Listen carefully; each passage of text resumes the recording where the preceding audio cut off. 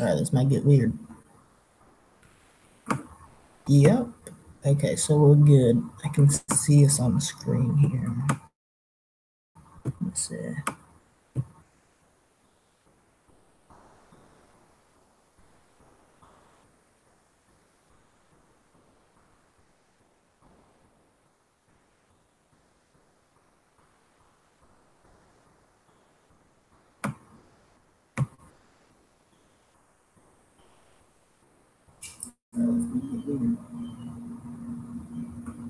Yeah.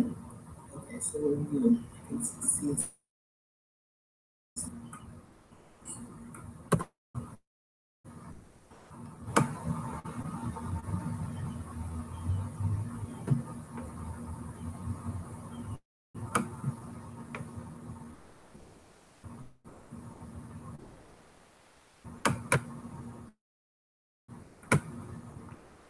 All right, just hold on. I'm trying to pop out my.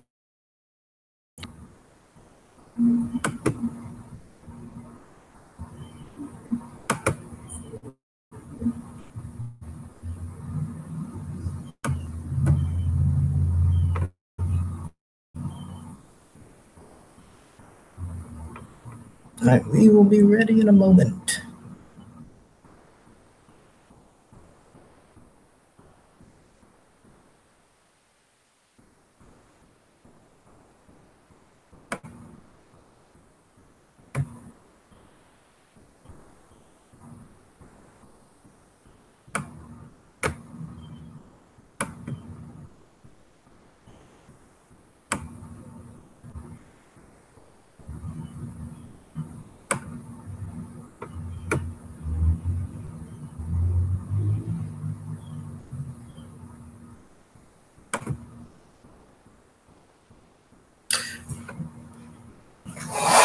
All right, just a second.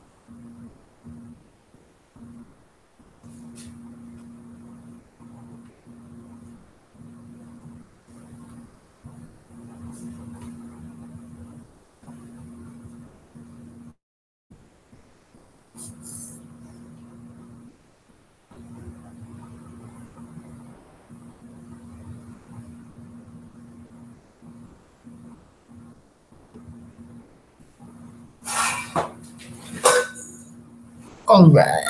So let's see here. What was topic for today? I usually tell this to anybody that I talk to, especially if you're trying to look for answers within any kind of biblical or spiritual sense. Check out an interlinear Bible, or pretty much any kind of Bible that uses Greek or Hebrew translations. They go as far back as, I believe, Aramaic and symbols, which is crazy. If you've ever seen, I'm actually going to pop that up because it is pretty freaking cool. So let's see here. Da, da, da. So this is how this works, and you can go here, studylight.org. Bible Hub has pretty much the same thing. I just like this one because I feel like they don't try to steer you towards their own definition. They give you everything. Like, I mean, I have there's definition, strong mounts, which Bible Hub has too, but usually Bible Hub doesn't give you, I mean, 5 different translations, clear meanings, plus all the instances it's used, and then I mean, this is a huge translation for any word. I mean, if you read through it with your own discernment, pretty much you can find your own meaning to anything. I mean, it's a literally endless, boundless possibilities as far as translations, and that's what you have to know and kind of understand. Hold on, so we got off track here. Let's show you the where's it at? No, does this one not have it? Uh-oh. Usually they have the symbols they came from.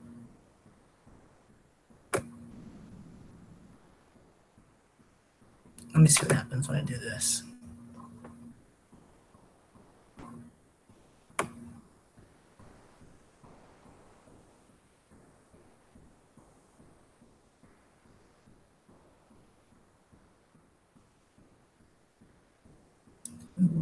Nope. Well, I guess I lied. Maybe it's just certain ones. Oh, you know what? John would not have written it in any kind of hieroglyphic or symbols. Seeing as that would have been pretty far after they used those, it wouldn't make sense. You wouldn't want to go backwards in translation. All right, so anyways, we'll go back to what we were reading. This is John chapter 1. I did my previous video, I believe. I already talked about this, but we'll go over it again. Because that which was from the beginning, and that which we have heard, that which we have seen with the eyes of us, that which we have gazed upon, and hand of us have handled concerning the word of life. This for me personally means a lot because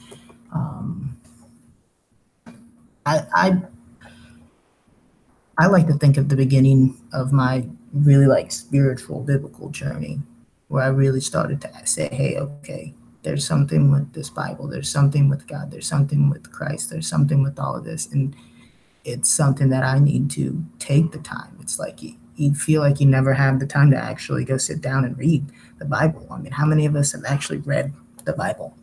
I haven't finished it, that's for sure. I also take a really long time to read. I'm slow, like unbelievably slow with reading the Bible. I mean, I research it thoroughly, I feel like, but I think that I spend more time just thinking about the possible meanings it could have. Yeah, and I suggest it. I mean, where else can you get your own personal understanding? It's kind of like You can lead a horse to water, but you can't make it drink. It's like you can lead a person to spirituality, to having faith, to believing in God. You can't make them. I mean, and that's on another level besides just saying, hey, like, I believe in God. Many people that say they do, I don't even know how to explain it. They feel like if they say the words, even if they don't mean it, then it's okay. But I mean, they want people to think they're spiritual or they believe in God. And honestly, I did that. I told people all the time. I mean, I didn't know. It's very hard to have faith at that level. And it usually takes something, some sign that tells you, hey, this is it. I'm showing you. Now, continue. And a lot of people just say it because it's better than the alternative. I mean, would you rather spend an eternity in hell? Would you? Probably not. If all you had to do was say a simple magic word. And you don't, would you? Of course you would. I mean, come on. If all you had to say was, I believe in God, and make other people think that, then you go to heaven and you don't have to spend eternity in hell. Really, when you think about it, and this is something that I've thought about, obviously, um, is that heaven just seems unrealistic. It truly does. I mean, they tell you that heaven is going to be a place where everything you want happens. All your dreams. You'll have no more suffering. You'll have everything. It'll be filled with the people that you love.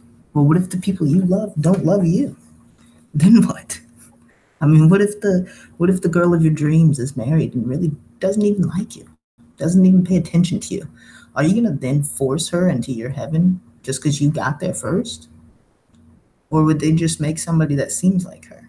I mean, these are true questions that I asked. I mean, I don't know the full answers. It doesn't hurt to say, hey, let's look at this. And that's the truth. I mean, is that person going to then be uh, waiting on you? I mean, everybody's level of what is righteous and just is different, right? I mean, one person that goes to heaven may think that it's horrible to have someone cook for them. But then the righteous person who's great but grew up in a time where the person that you're with grows up and cooks for you. And I'm referring to a woman in the 50s and this and that, yes. Okay. I'm saying that different times may think that that is a horrible, horrible world. But in heaven, how does that work? How is it that, I mean, I picture this like cloud. You get into a cloud and it's just white, fluffy everything. Your world consists of you sitting on this nice little recliner, in the sun. It's like you're sunbathing out by the pool, and you got all your friends and everything are hanging out and they're having a great time. And you have the person you love sitting there and you're hanging out with them in your arms and this and that. And then you ask yourself, would you be forcing every one of those people to live your dream? And is that right? So how would heaven work if we each have our own versions of it? Would we be alone and everything else populated in it? Would we know this? Would we have understanding that we can't infract on someone else's bubble that they might call heaven, or that they might call their own paradise? Would we accept it for others? Would we be allowed to go against that idea and enter their bubble? I mean, or would we be a prisoner within our own bubble that we call heaven? Again, just the thought of it. I'm not saying this is how the world is. Please do not take that for that. It's just something to feed people to think about, something to say, hey, look, contemplate this. Honestly, it doesn't matter what you decide at the very end. It matters the process of getting there. It's that you expand yourself and your understanding to the point where you realize that it takes faith, no matter what. It's always going to take faith to know that everything will be okay, that everything will be the way it's supposed to be. That when your end comes, what's next will be beautiful, will be better than it was here. And that doesn't mean to get there quicker. It means spend as much time here understanding how to appreciate when you get there and how to make others understand and appreciate that same thing. That's what's important. There's no better cause than to help other people be okay with how the world is. But at the same time, try to make it better, but not be judged and determined by the fact that if they don't make it better, it's going to be a hell. It's not like that.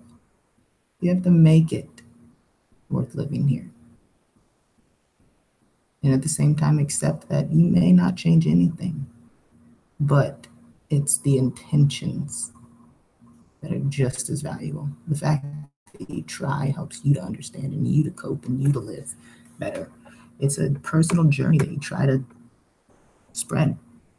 Anyways, that's off topic, but the reason that I said that was basically saying that, hey, look, this is important to me because I felt like I had something that in the beginning was the moment that I started this, when I started to look at things differently. You can call it awakening, enlightening, opening the eye, being reborn. I don't care what you call it.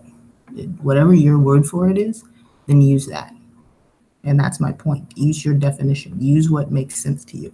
Use the words that you relate to. That's the Bible. That is religious text. It is saying, here is a metaphor that instead of me writing down the answer and telling you, hey, this is my experience, and then you have a billion different ways to interpret that experience. Like, okay, well, hey, this guy got swallowed by a whale. So what does that really mean? How did he get to the whale? No, none of that matters. Look at the situation. The guy had a hard time, almost unsurmountable odds. That's the point. So in the beginning, that which we have heard. So when I started out, what I heard was that which we have seen with the eyes of us, that which we have gazed upon, and the hands of us have handled concerning the word of life. I'm going to read it one more time for my own sake, not yours. That which was from the beginning, that which we have heard, and that which we have seen with the eyes of us, that which we have gazed upon, and the hands of us have handled concerning the word of life.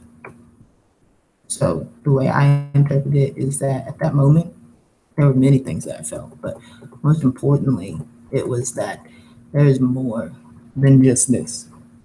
That's the number one thing. There's more than this. There's something beyond this. Someone knows what we do. Whether it's of importance, I don't know. I know that someone can see it. Someone knows.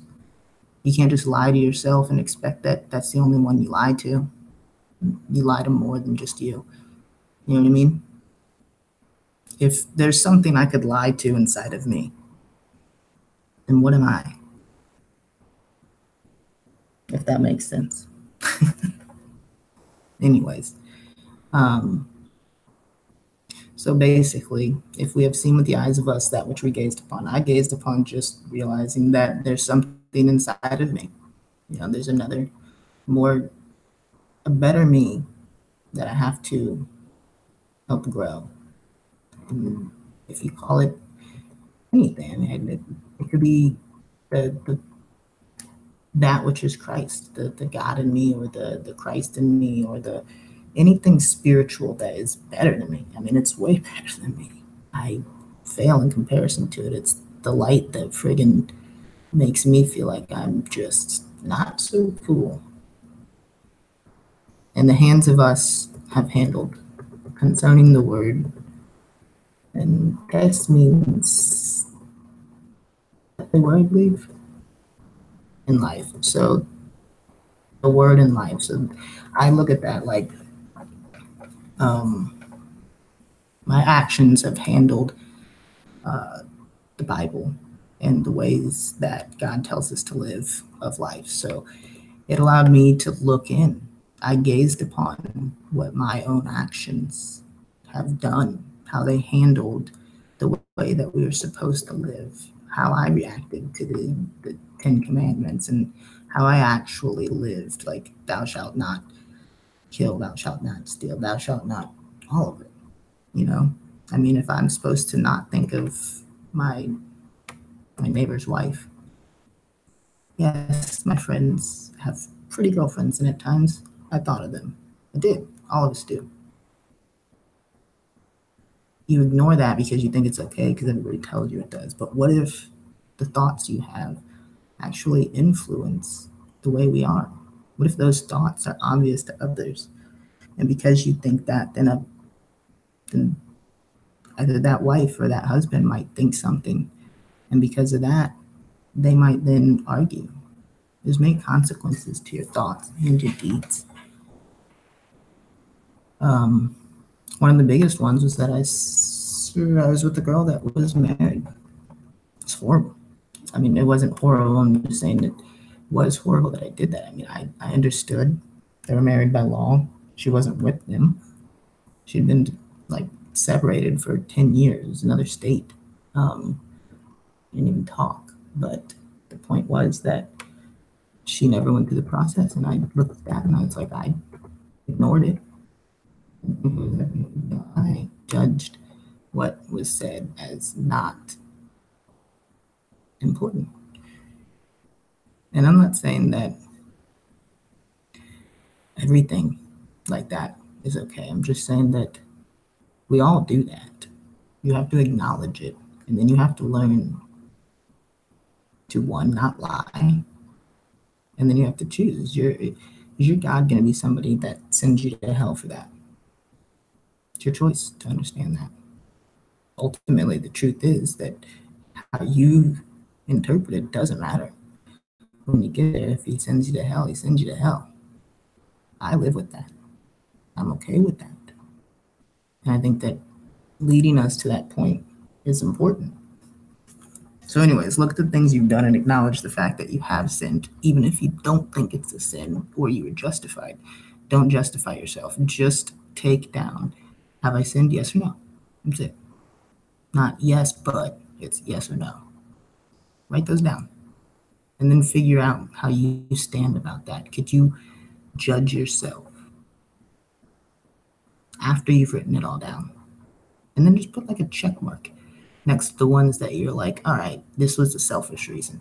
I did this because, or I did this because I needed something more than they did. Or that's probably not okay if you need something more. Now, if you did something because you didn't feel it hurt anybody and because you felt that it was for good intentions, that might be a good thing.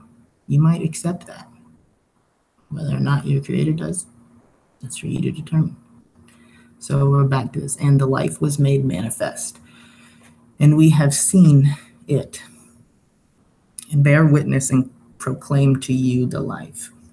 What is the life, honestly? I need to look at that.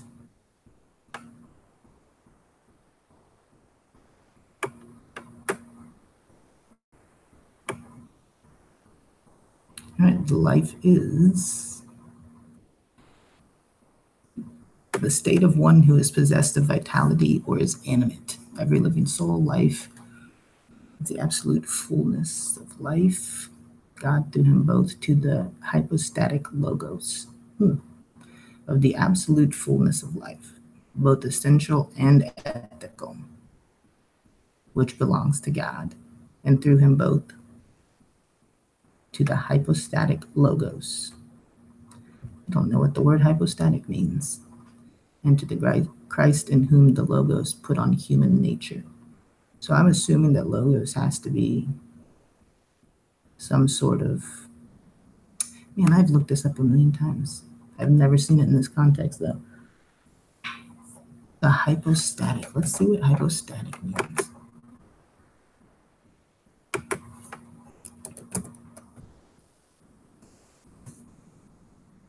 I had some weird stuff.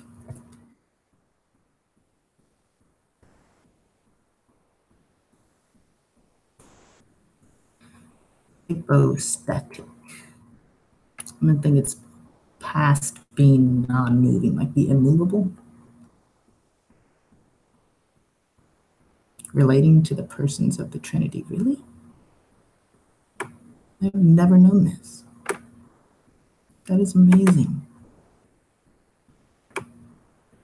It's two very common words, hypo and static. So hypo is usually like beyond, like hypoallergenic means like extremely susceptible to allergy, easy, or like hyperbole.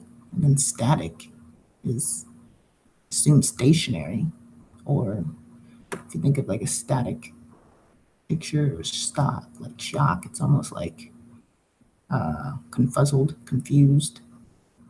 So maybe it's easily confused. I don't know. Who knows? Okay, let's see here. Let's got it. No, hypostasis, really? That's not what I meant.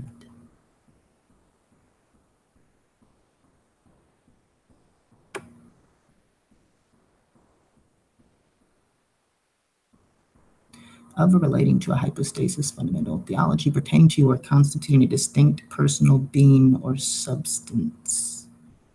A distinct personal being. Being in a condition of really dislike when definition that's pretty much the same.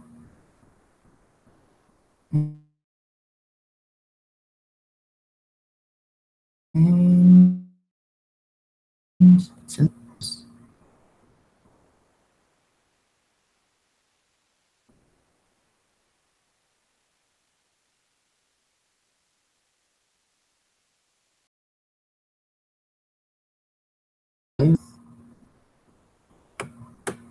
okay, guys. I'm trying to run too much on this laptop. Apparently.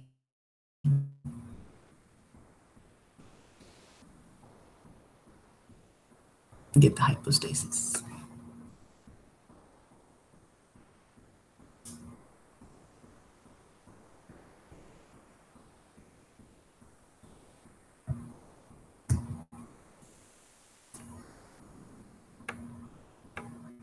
Oh my goodness.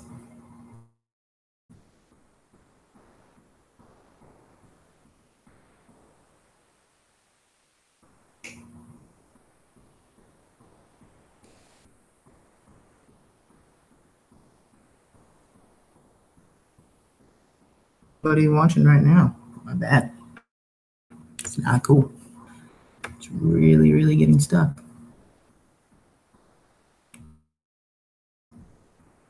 Internet just went out. What? Nope.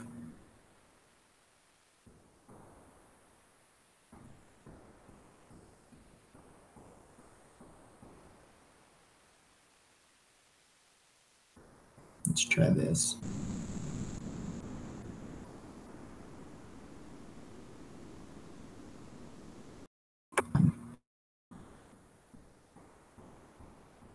Good. All right, I'm going to, I think.